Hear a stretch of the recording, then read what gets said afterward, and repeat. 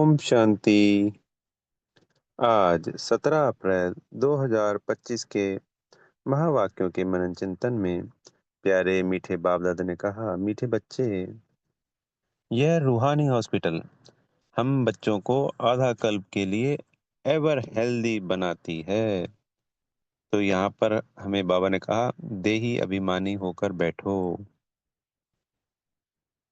तो जब हम मुरली सुनते हैं तो हमें उससे पहले 2 मिनट 5 मिनट जितना भी हमें समय मिलता है अपने आत्मा होने का अभ्यास करना है।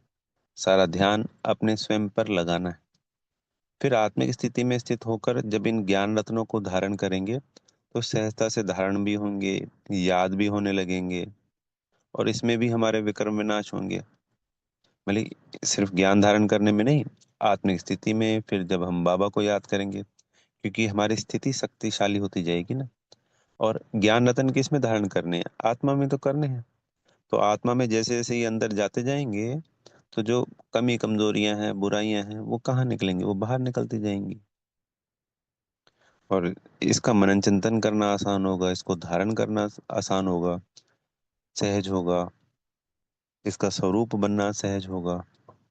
इसलिए जितना हो सके मुरली सुनते वक्त अपने को आत्म स्थिति में ही स्थित करके इन ज्ञान रत्नों को बाबा से धारण करना है।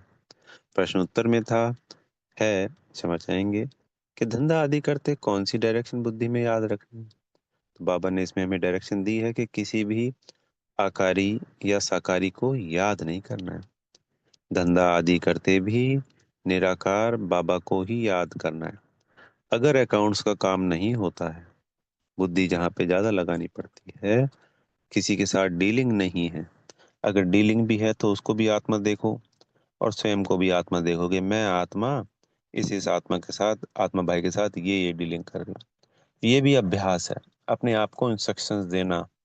मैं आत्मा ये अपने स्थूल कर्म इंद्रियों से कर्म करवा रही हूँ, इस आत्मा भाई के साथ ऐसे कर रही हूँ। इससे हमारी जब आत्मिक स्थिति शक्तिशाली होती जाती है तो बाबा की फिर याद हमारे को ठहरने लग जाती है। और जब फुर्सत मिलती है तो फुर्सत मिलते ही 1 सेकंड में परम धाम पहुंच जाए और बाबा को याद करें। तो बाबा ने कहा कि कोई ऐसा नहीं कह सकता कि मेरे पास फुर्सत नहीं है, क्योंकि अब हमें बाबा ने ज्ञान दे दिया है, मुरली में भी क्लियर किया कि बच्चों को अब आत्मा और परमात्मा का संपूर्ण परिचय है। और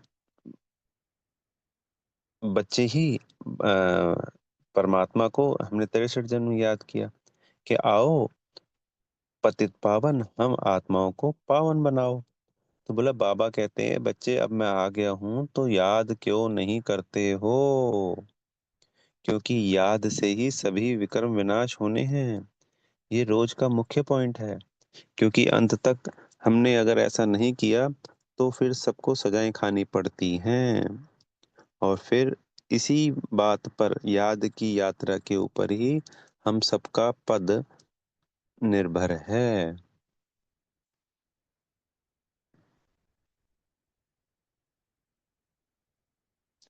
तो हम सबको बाबा को बिंदी बनकर बिंदी बाबा को याद करना है, बाबा का परिचय देना है, ज्ञान रत्नों को धारण करना है। बाबा ने क्लियर किया कि हम दूसरों से पूछते हैं कि भैया आप बताओ बाबा का परिचय, परमात्मा का परिचय। तो कहेंगे भगवान तो ऊंच से ऊंच है, फिर कह देंगे सर्वव्यापी है। तो हमें वो क्लियर करना है कि फादर कभी सर्वव्यापी होता है क्या? हमको पूरी बायोग्राफी पहले बाबा की बतानी है, फिर देवी देवताओं की भी बतानी है। तो महिमा एक शिव बाबा की ही है। आज की मुरली में ये भी क्लियर किया कि अभी तो जो भक्ति करते हैं वो भी तमो प्रधान है, व्यभिचारी है। भक्ति तो एक सिर्फ ऊंच से ऊंच शिव बाबा की ही होनी चाहिए थी। शुरुआत में तो होती है, पर बाद में बाबा ने कहा सूंड वाले, पूंछ वाले, इन सब की भी हमने भक्ति करने लग गए। तो ये रॉन्ग हो गया। अगर शुरू से लेके अंत तक एक अव्यभिचारी ही भक्ति होती, शिव बाबा की ही भक्ति होती, तब भी हमारी अंत तक यह अवस्था नहीं होती। इससे ऊंच अवस्था में होते हम सब। भक्ति करना जब तक करी तब तक कोई गलत बात नहीं थी, पर अब चूंकि हमें छोड़ना है और भक्ति एक अलग मार्ग है, उससे भगवान की प्राप्ति नहीं होती है। अब हमें ज्ञान मार्ग मिल गया है, इसलिए बाबा ज्ञान में हमें रोज समझाते हैं भक्ति के लिए। उसमें एक और कारण है कि हम नए बच्चों को जब समझाएंगे तो हमें पता होना चाहिए ना, वो जब भक्ति के अपने पॉजिटिव पॉइंट रखेंगे, हम भक्ति क्यों छोड़े क्या है, तो हमें छोड़ने के लिए तो नहीं कहना, पर हमें राइट और रॉन्ग की समझ देनी है।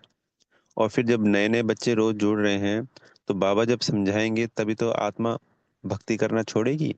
क्योंकि भक्ति के संस्कार किसके हैं? वो द्वापर और कलयुग के संस्कार है। अब हमें दैवी संस्कार धारण करने हैं जो कि ज्ञान के संस्कार है। इसलिए बाबा हमें रोज भक्ति और ज्ञान का कंट्रास्ट समझाते हैं। तो इसमें मुख्य कौन आते हैं? भक्ति में देवी देवताएं हो गई, अंधश्रद्धा हो गई, और जो ऋषि मुनि सन्यासियों की बात की जाती है, तो बाबा ऋषि मुनियों के, सन्यासियों के और भक्ति के ये पॉइंट क्लियर करते हैं, ताकि हम जब दूसरों को समझाएं तो हमें इन ज्ञान रत्नों से भरपूर हो। बाबा ने आज गोले, त्रिमूर्ति और झाड़ के चित्र से कहा कि ये इसके अंदर बेहद रोशनी है, यानी बहुत ज्ञान भरा हुआ है। तो इसके ऊपर हमें मनन चिंतन करना है, क्योंकि ज्ञान रोशनी होता है, अंधकार को दूर, अज्ञान रूपी अंधकार को दूर करता है। सारे संसार में इस वक्त अज्ञानता का अंधकार फैला हुआ है। तो जब रोशनी, यानी ज्ञान रूपी रोशनी होगी, जैसे हम लाइट जलाते हैं तो रोशनी होती है, तो अंधकार समाप्त हो जाता है, गायब हो जाता है। इसी प्रकार इस ज्ञान के रोशनी से पूरे विश्व का अंधकार सदा सदा के लिए समाप्त हो जाएगा।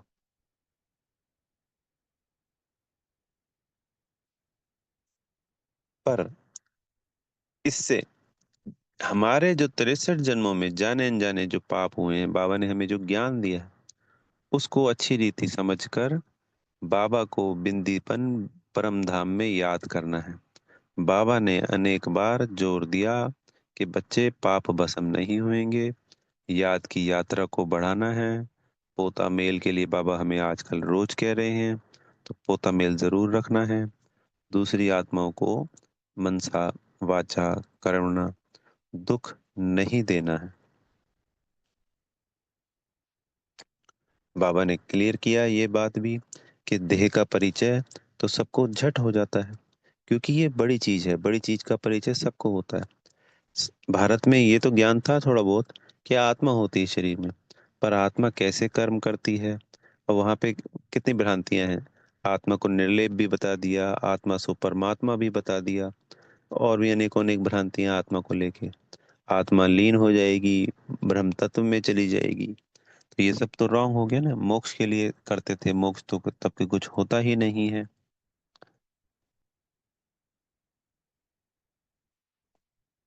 तो बाबा ने आके हम सबको ये सत्य परिचय, सत्य ज्ञान दिया है। तो इस सत्य ज्ञान को अपने मन ही मन मनन चिंतन करना है। बाबा ने कहा महारथी बच्चों की सबको आवश्यकता होती है, सब डिमांड करते हैं, तो हमें स्वयं को महारथी बनाना है। तो सभी जगह फर्स्ट, सेकंड और थर्ड ग्रेड होते हैं, जिनको हम, बाबा ने ज्ञान में महारथी, घुड़सवार और प्यादे कहा है। तो हमें अपनी चेकिंग करनी है कि हम किस स्थिति में हैं, और अपना को ऊंचा उठाना है। बाबा ने कहा कि कुछ बच्चे संकोच करते हैं सच सच बताने के लिए। तो सच सच बताने से कोई भी बात, कैसी भी, कितनी भी अशुद्ध और पवित्र बात क्यों ना हो, अगर हमारे मन बुद्धि संस्कार में कहीं आई है, तो बाबा को सच सच बता देनी है। उससे एक तो जाने अनजाने हुआ विकर्म आधा माफ हो जाता है। फिर बाबा से हमें समझानी मिलती है, और बाबा से शक्तियां मिलती है उसको मिटाने के लिए, समाप्त करने के लिए। अगर हमने बढ़ाई नहीं, बताई नहीं, तो जैसे बीमारी को छुपाते हैं तो बीमारी बढ़ती जाती है। तो इसी तरीके से वो कमी कमजोरियां बढ़ती चली जाएंगी, फिर माया को वार करने का मौका मिल जाएगा। इसलिए अगर संकोच भी आ रहा है, तो इसका मतलब ये माया का वार है। अपने बाबा, उसको तो जानी जाना हार वैसे सब कुछ पता है, पर हम बताएंगे तभी वो कमी कमजोरी दूर होगी, वरना नहीं होगी।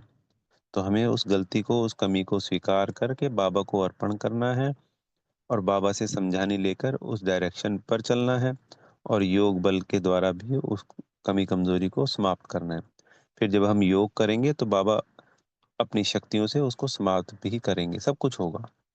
तो इसलिए हर बात में सच सच बाबा को हर बात बतानी है। जैसे एक छोटा बच्चा होता है ना, अपनी हर बात दिल की साफ साफ अपने माँ बाप को बताता है।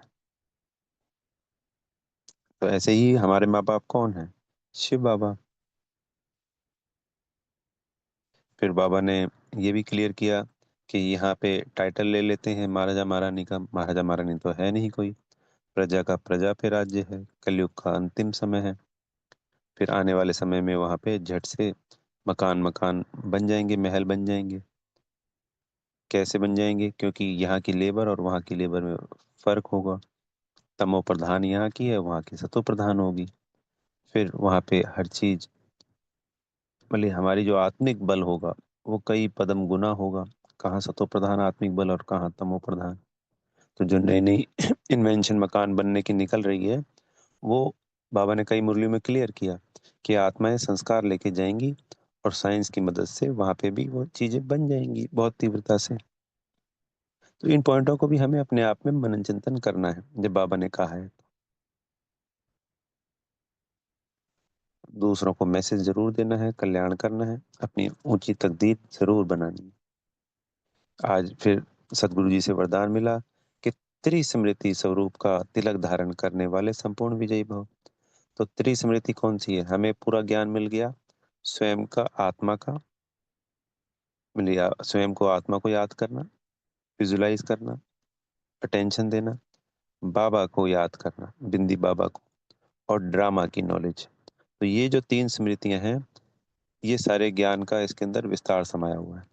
तो कोई भी बात होती है तो अपनी आत्मिक स्थिति में स्थित हो, उस प्यारे मीठे बाबा को याद कर ड्रामा को भी कहीं कहीं ढाल, जो बीत गया उसके लिए ढाल बनाना है, आने वाले समय के लिए ड्रामा को ढाल नहीं बनाना। क्योंकि ड्रामा में नूंद है ये सब चीजें, चाहे वो हमारे द्वारा हुई है, चाहे किसी दूसरी आत्मा के द्वारा हुई है। तो बाबा ने कहा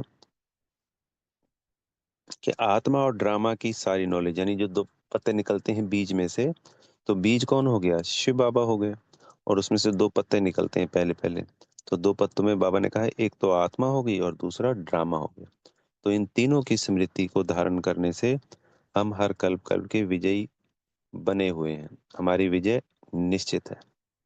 तो ये समझ लीजिए, ये जो 100% का मार्क्स है, तो इसमें 33 33 33। अपने को आत्मा समझना 100%, बाबा बिंदी को याद करना, और ड्रामा पे निश्चय। जैसे मम्मा और बाबा का दिखाया जाता है, ब्रह्मा बाबा का उदाहरण, तो हमेशा उन्होंने ड्रामा के ऊपर निश्चय रखा, जिसकी वजह से उन्होंने इस अवस्था को प्राप्त किया। फिर स्लोगन में बाबा ने कहा, प्राप्तियों को सदा याद रखो। तो जो खजाने, जो वरदान, जो गुण शक्तियां हमको प्राप्त हुई हैं इस संगम युग पर, तो उनको याद करना है, अनुभव में लाना है। तो सारी कमजोरियां समाप्त हो जाएंगी हमारी। फिर अव्यक्त इशारे में बाबा ने कहा कि संगम युग पर ब्रह्मा कुमार और ब्रह्मा कुमारी कभी अकेले हो नहीं सकते। तो बाप के साथ का अनुभव, कंबाइंड पन का अनुभव इमर्ज करो, याद मतलब इसको महसूस करो, फील करो। ऐसे नहीं कि बाप तो है ही मेरा। हम अगर संकल्प क्रिएट नहीं करेंगे, उसको अनुभव क्रिएट नहीं करेंगे, तो उसका कोई बेनिफिट नहीं है। वो तो सिर्फ ज्ञान है, वो रखा हुआ है एक तरफ। पर उस ज्ञान को हमें लेके धारण करना है, बार बार याद करना है। कोई भी परिस्थिति आती है तो उस परिस्थिति की हलचल में नहीं आना, ये क्या हो गया, ये क्यों हो गया, ये कैसे हो गया। स्वयं की आत्मिक स्थिति में स्थित हो। मैं तो बाबा की शक्ति हूँ, बाबा मेरे साथ कंबाइंड है, बाबा मेरे साथ है। ऐसे संकल्पों को क्रिएट करना है। तो फिर माया हार खा लेगी। क्योंकि पता चला कि हमने उस परिस्थिति में स्वयं आत्मा को और उस परमात्मा को, हमारे प्यारे बाबा को याद रखा, और उनकी हमारी शक्तियां काम करने लगी, वर्किंग करने लगी। तो जिसकी वजह से माया भाग जाएगी। तो बाबा ने कहा है कि घबराना नहीं है, क्या हो गया, कैसे हो गया, हिम्मत रखो।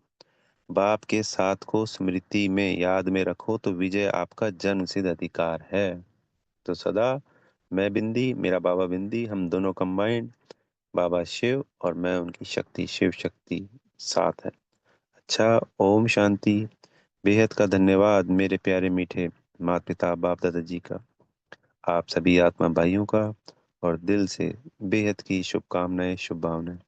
सदा स्वयं की शक्तिशाली स्थिति में शिव शक्ति बन, हर परिस्थिति में बाबा के संग कंबाइंड रहे, हर कल्प कल्प के, हर क्षण क्षण के विजयी रतन हैं। ओम शांति।